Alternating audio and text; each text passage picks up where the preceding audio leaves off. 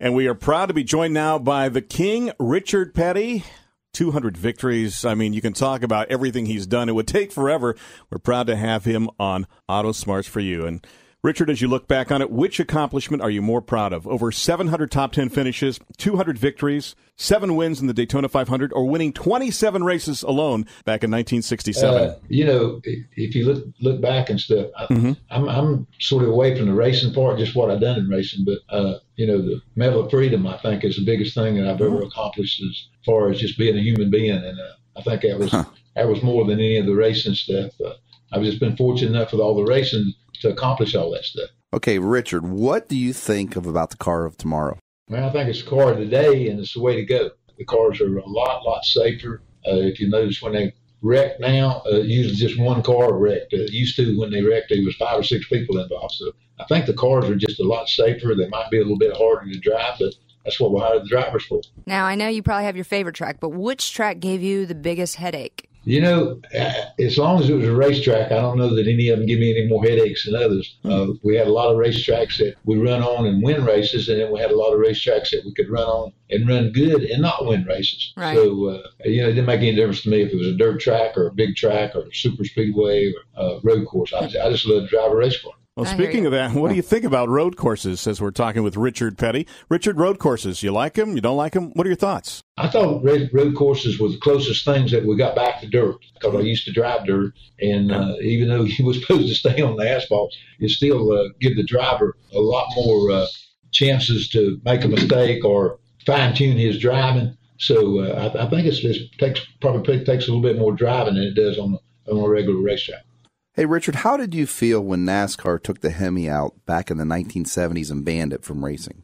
Well, it was disappointing, naturally, because we had them pretty well horse-powered. And, when they cut them back to small engines, we won the very first race that we ran with them. So, right.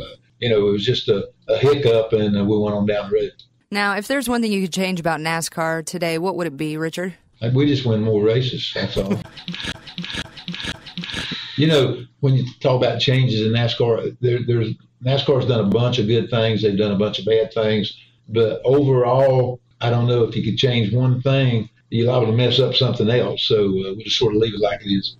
Richard, describe the experience of being the voice of the champion car known as the King in the animated movie Cars. Now, does that rank high on your list of accomplishments or not? That ranks real high. Okay. I think I probably collected more young fans through the movie than I probably ever did on a racetrack, because you got so many kids seeing this. They see that car with a wing on it. It's something a little bit different, and all of a sudden they know who Richard Petty is. What do you think the big difference is between the safer walls now with racing today? I think the safe walls is one of the best things that they've ever done to the racetracks.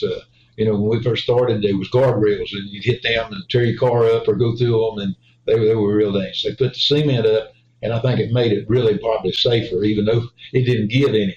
But then when they come with the soft walls, it was just like putting a guardrail inside of a cement wall, and it really, really saved a lot of dadgum hurts. I know that. Now, I know you built up the Petty name, but so did your wonderful father, Lee Petty. What kind of influence did he have on your racing career, Richard? Lee Petty had all the influence on my career, because he was the one that let me drive one of his race cars. I started out working on them, and then we got old enough, then we started driving the thing. So, without Lee Petty, I probably wouldn't even be in racing. Well, you always said that driving was your hobby, which I really didn't understand. Richard, kind of explain that. What did you mean when you said that driving was actually your hobby? Well, everybody does a lot of different things for hobbies. They work all week, and then they go fishing or they go hunting or whatever. I worked all week on the race car, and then my hobby was getting in the race car and driving. Besides being one of the legendary NASCAR drivers, let's talk about your outreach, your charity work you're involved in, like including the Victory Junction Gang. Well, the Victory Junction Gang camp has really been a big deal since we lost Adam. Kyle and them got it up and running. Mm-hmm. The NASCAR fraternity got all behind it. The fans got behind it, the sponsors. And, it's a camp for chronically and seriously ill kids that can't go to a regular camp. Right. And it's just been a wonderful experience for us. But I was lucky. I had 4 kids and 12 grandkids, and every one of them was, healthy. So we didn't have to go through that part. But when we lost Adam, then we tried to get a start up something like that to begin with. And when we lost him, we said, okay, this is a monument to him. And what's really been good about it is we've raised our hand, and there's so many thousands and thousands and thousands of people have made it happen.